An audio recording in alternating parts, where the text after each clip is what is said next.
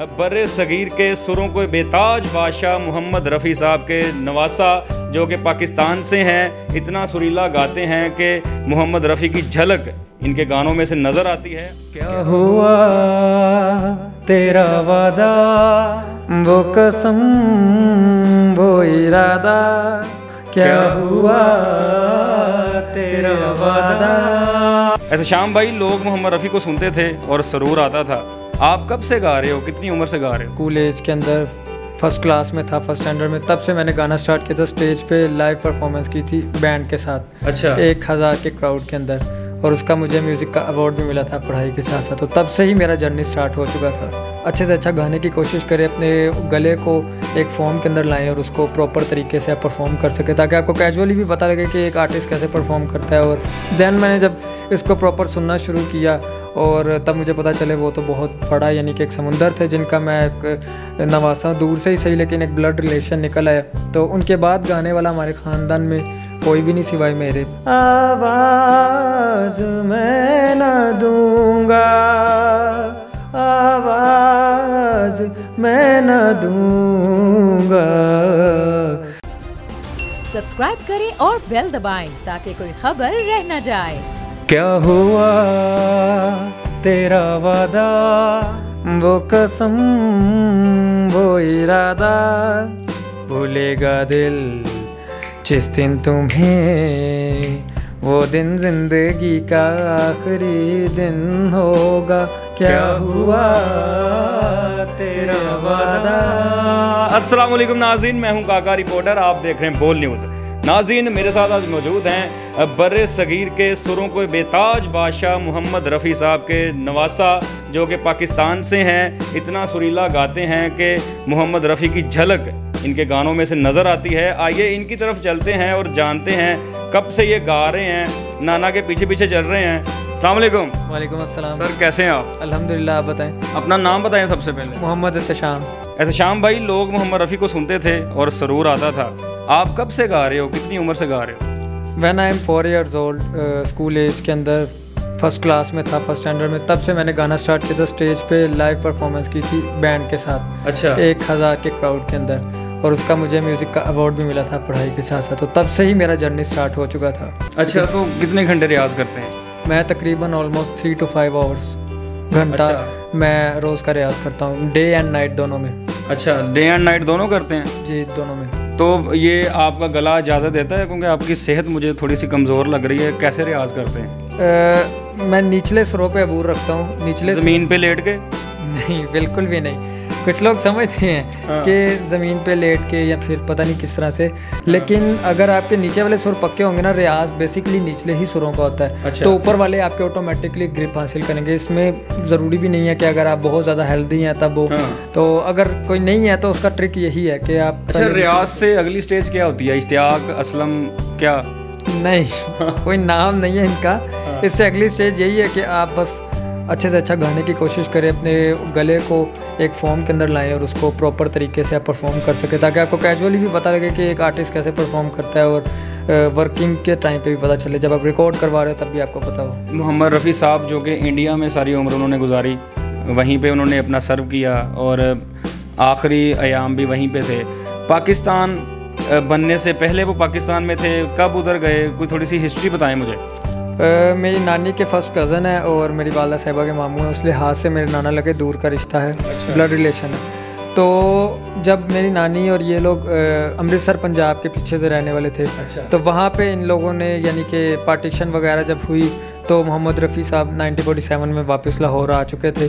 और लाहौर आए तो मतलब अंदरून शहर वाली साइड पे, वहाँ पे उनका घर था, और भाटी वाली साइड पे वहाँ पे मतलब रहे हैं काफ़ी टाइम, तकरीबन 3-4 साल रहे हैं। फैमिली तो अब एंड तक रही है, लेकिन वो 3-4 साल रहे। उसके बाद उन्हें शौक़ पड़ गया था कि मैं गाना वाना गाऊँ। मतलब वो उनकी उम्र उस टाइम पे 18 साल के करीब होगी। अच्छा। तो उस टाइम उन्होंने जब गाना शुरू किया तो एक PTV का शो था, यहाँ पे KS सहगल साहब उन्हें मिले थे। तो उन्होंने कहा था, इस लड़के की आवाज़ में कुछ है, इसको भारत भेजो, मुंबई, तो इसका इंशाल्लाह करियर बन जाएगा वहाँ पे। अच्छा। तो वहाँ पे SD बर्मन, RD बर्मन उस दौर के जो बहुत बड़े प्लेबैक सिंगर थे, और फिर बाद में वो म्यूज़िक डायरेक्टर बन चुके थे। और उन्होंने फिर उनको चांस दिया, उनको गवाने का मौका दिया फिल्म के अंदर। उन्होंने कोरस में गाना शुरू किया, फिर आहिस्ता आहिस्ता इस तरह से फिर उनका वहीं जर्नी adjust हो स्टार्ट। जी बिल्कुल, और हमेशा के लिए वहाँ पे चले गए थे। फिर उन्हें क्योंकि आने ही नहीं दिया गया कि मतलब यहाँ पे हम आने नहीं दे सकते, ये हमारे मुल्क का सरमाया बन चुका है, ये बहुत बड़ा सिंगर है, तो उसके बगैर हमारे बॉलीवुड का गुजारा नहीं है, क्योंकि 90s की फिल्म में 90% सॉन्ग्स उनके होते थे। तो उन्होंने अपनी वाइफ को कहा था कि मैं मतलब आप यहाँ पे आ जाओ, तो उन्होंने कहा था कि हम बड़ी मुश्किल से ये आज़ाद मुल्क पाकिस्तान मिला, हम इसे छोड़ के नहीं। उन्होंने फिर उधर शादी कर ली? बिल्कुल, फिर उन्होंने वहाँ पे शादी कर ली, जिनमें से उनके 7 बच्चे हैं, 3 लड़के और 4। तो जो उनके मौजूदा उनकी औलाद है वो आपसे राब्ते में है? बिल्कुल भी नहीं, मैं कोशिश कर रहा हूँ, ट्राई कर रहा हूँ, अगर ये वीडियो उन तक पहुँचती है तो वो ज़रूर अपना थोड़ा बहुत फीडबैक शेयर कीजिए। शाहिद रफ़ी नाम है, बाकी सारे उनके बेटे और बेटियां वफ़ात पा चुके हैं, अब आखिरी ही उनके वो औलाद बची है, और वो same to same Mohammad Rafi साहब की शक्ल के ही हैं। अच्छा, तो आप कितने उम्र के थे जब आपको घर वालों ने बताया कि आप नवासे हो, या आपको बचपन से पता था? बिल्कुल भी नहीं, बचपन से पता था। मेरी तो सोच भी नहीं गवारा करती थी, क्योंकि बचपन में हम सोनू निगम, अरिजीत सिंह, आतिफ असलम, इस तरह के लोगों को पॉप म्यूज़िक या वैसे शौकिया गाते थे। जब मैं तकरीबन होश संभालना शुरू की, यानी कि 18-20 की एज के अंदर, तब मेरे कुछ क्लोज जो रफ़ी साहब के थे, उन लोगों ने जब सुना तो उन्होंने कहा खाला जी साढ़े घर तो दूसरा रफ़ी साहब। हाँ जी, तो वो जब मुझे ये बात सुनने को मिली तो मैंने उनसे स्पेशल पूछा कि वो थे कौन तब, क्योंकि मैंने ना उनको सुना था, ना क्लासिकल घराना, इन चीज़ों को नहीं था पता। देन मैंने जब इसको प्रॉपर सुनना शुरू किया, और तब मुझे पता चले वो तो बहुत बड़ा, यानी कि एक समुंदर थे जिनका मैं एक नवासा, दूर से ही सही लेकिन एक ब्लड रिलेशन निकल आया। तो उनके बाद गाने वाला हमारे ख़ानदान में कोई भी नहीं सिवाय मेरे। चलें आपकी झलक हम भी देखते हैं, हमें मोहम्मद रफ़ी साहब का कोई गाना सुनाएं। ज़रूर, I can tribute this song for Mohammad Rafi साहब। चाहूँगा मैं तुझे सांझ सवेरे, फिर भी कभी अब नाम को तेरे आवाज़ मैं न दूँगा, आवाज़ मैं न दूँगा। चाहूँगा मैं तुझे सांझ सवेरे, दर्द भी तू।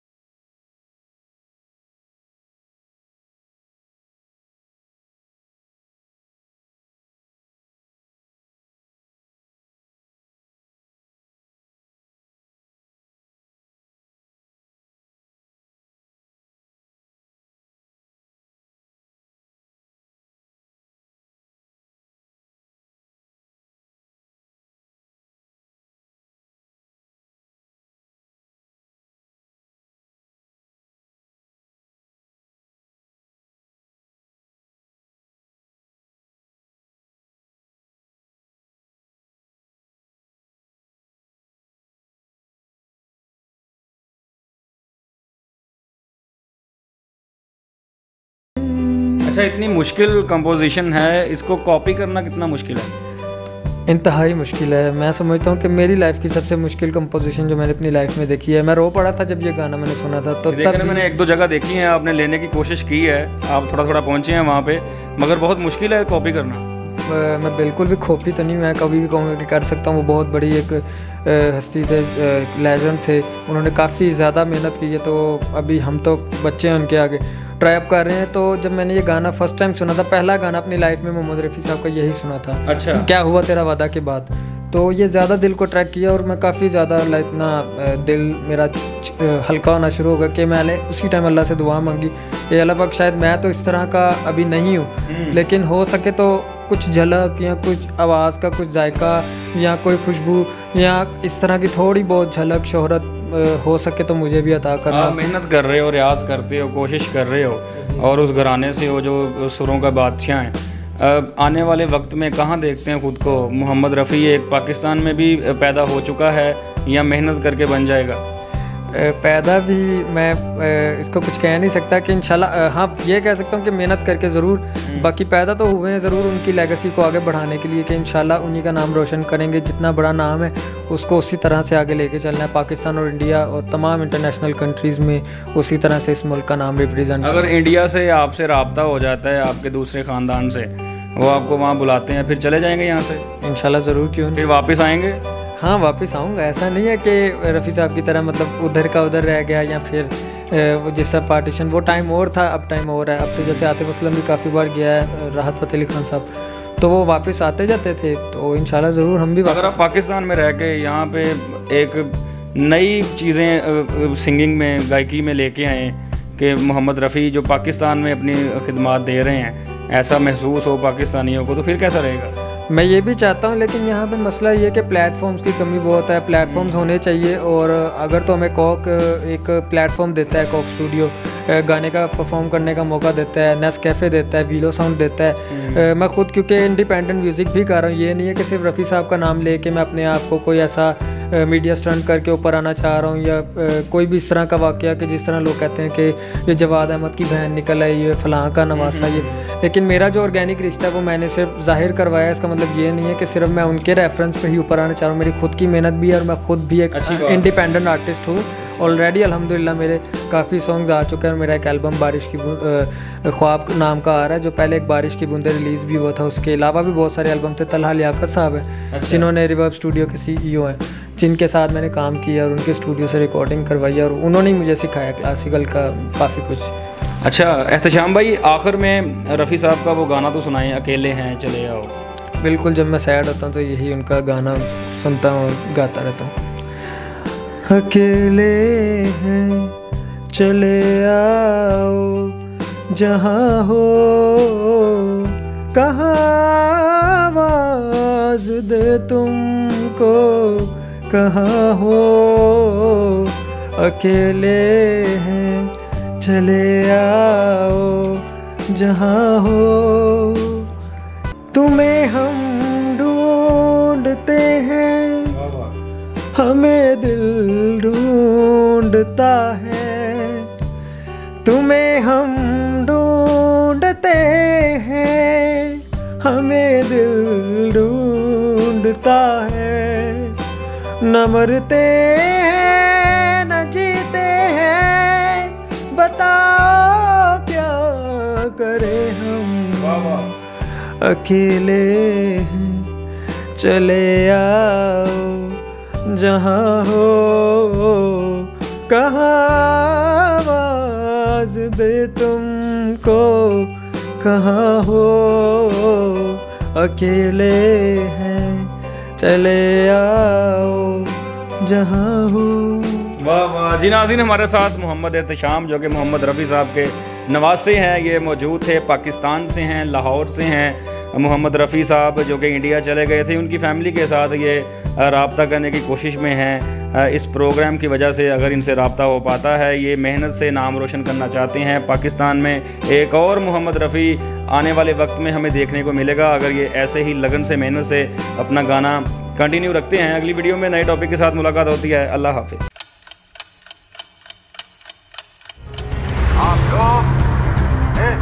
पाकिस्तान में आजाद है। सहाफती उसूलों पर कारबंद बोल न्यूज ने रखी रिवायत बरकरार। बोल न्यूज की जानिब से देखने वालों को यौम आज़ादी की बेहद मुबारकबाद। मुल्क भर से जश्न आज़ादी की तकरीबात बोल ने दिखाई अपनी स्क्रीन पर। पाकिस्तान के 76वें यौम आज़ादी का जश्न बोल ने सुनाई पाकिस्तान जिंदाबाद के नारों की गूंज। बोल की सबसे बड़ी ट्रांसमिशन में पाकिस्तान का नाम रोशन करने वालों ने दिए कौम को पैगामात। बेपनाह मुश्किलात का सामना करके इस मुल्क को हासिल किया। आज़ाद कौमों को बहुत सी कुर्बानियाँ देनी पड़ती हैं। 76 वालियों में आज़ादी का दिन जोश खरोश के साथ मनाया, क्योंकि जिंदाबाद पाकिस्तान ये है बोल की पहचान। सब्सक्राइब करें और बेल दबाएं ताकि कोई खबर रह न जाए।